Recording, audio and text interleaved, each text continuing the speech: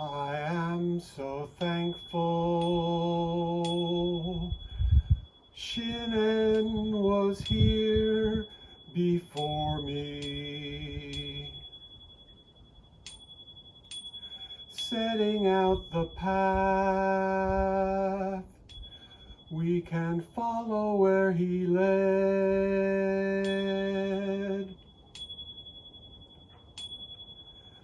Follow, always following.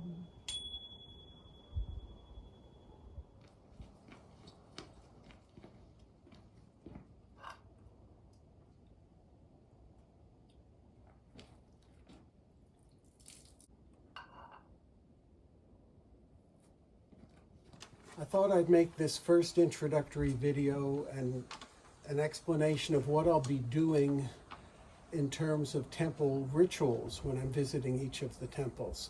There's a fairly standard routine that most Japanese pilgrims follow. It's contained in little guidebooks like this that fold out accordion style. This one, however, is brand new. It's an English version of that, and I'll be following it somewhat, but I'll be doing almost everything in English, and a lot of it I'll be singing rather than chanting, because I feel from a Western perspective, singing these things makes more sense than chanting them. So the ritual that people have done at the pilgrimage temples has changed over the centuries.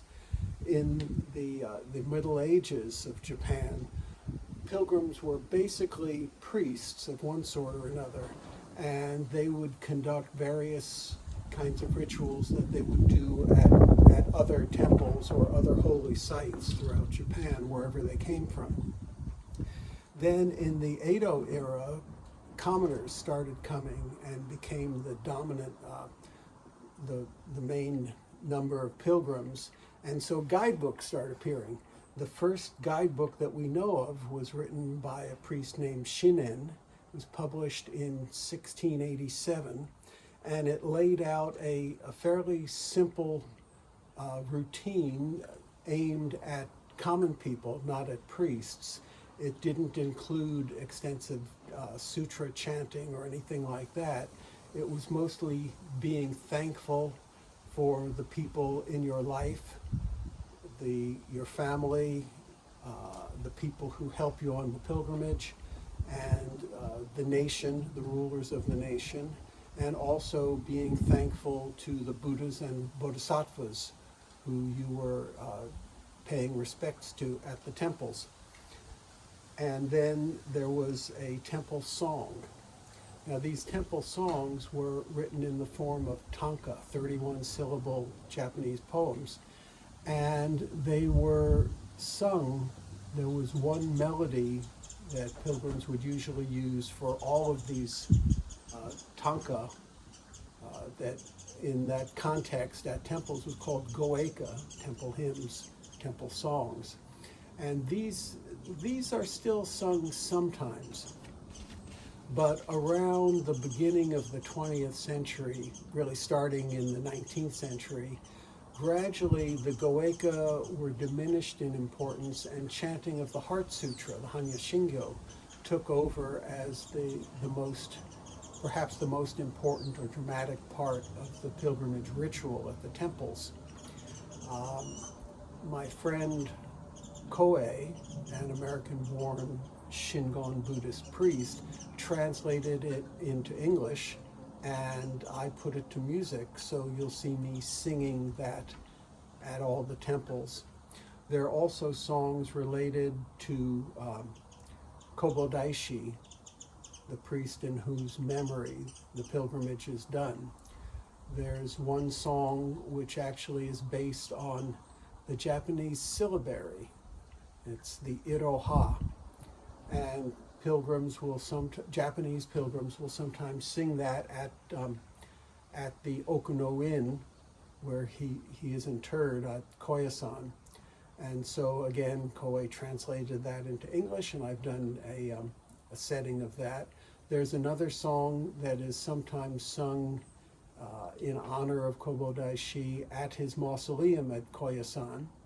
And again, Koei translated it and I set it to music. So I sing those at the Daishido at each temple, and of course I'll sing it at Koyasan at the end. So the routine that I'm going by is this. At the entrance to the temple, I'll do gasho, the hands together, that looks like a prayer, but it isn't a prayer in the sense of asking for anything. It's showing respect and indicating that I'm here to go through the rituals. And then also, because this is a pilgrimage of gratitude, I'm going to sing a song of gratitude that I wrote for Shinen, the priest who wrote that first guidebook. But it's sung both in his memory and memory of all the people who have kept up the pilgrimage through the centuries. Then I'll do the brief ablutions at the ablution basin over there. I'll put my name slip in the name slip box in front of the hondo, the main hall of the temple. Then I'll sing the Heart Sutra. After that, I'll sing the Goeka, the temple song. Then I'll recite the Gohonzon Shingon. That's the mantra of the Buddha or Bodhisattva, who's the main deity of this temple. I'm going to actually recite it first in Sanskrit, the original language, then in Japanese. It's a Japanese transliteration. And then I'll give a basic kind of translation of the meaning of some of those Sanskrit words. Some of them aren't really chanted for the meaning so much as the sound, which is it's used to evoke the Buddha or Bodhisattva of that temple. After that, I'll recite the Komyo Shingon, the mantra of light, which is a very important mantra in Sanskrit, Japanese, and then a brief translation in English. Then I'll recite the Daishi Hogo, the formal religious name of Kobo Daishi, Namu Daishi Henjo Kongo, which pilgrims hear and use all the time. After that, silently, I'll give thanks in the tradition of Shinen. I'll give thanks to those who help maintain the pilgrimage, the priests, innkeepers, people who maintain the trails. I'll give thanks to all my supporters, all you generous people who help me raise the money to do this pilgrimage. Then I'll go to the Daishido, the hall devoted to Kobo Daishi, and I'll sing those two songs that I mentioned, one called Delicate and Fragrant, and the other How Grateful I Am. After that, I'll go to the temple stamp office. I'll get my red stamps in my stamp book, and then, if possible, I'll have a chat with the head priest of the temple or some other staff of the temple to talk about the future of the pilgrimage, the increasing numbers of foreign pilgrims coming to do the pilgrimage, and the ways that I think the temples can make the pilgrimage better and make the pilgrimage and Buddhism more accessible to these foreigners coming to do the pilgrimage. Then I'll sit at some comfortable place like this and make a short video like this talking about the temple. I'll have taken some pictures of the temple grounds, pictures and videos, and I'll maybe explain a little bit about what you see when you visit this temple. I'll also tell stories about the temple.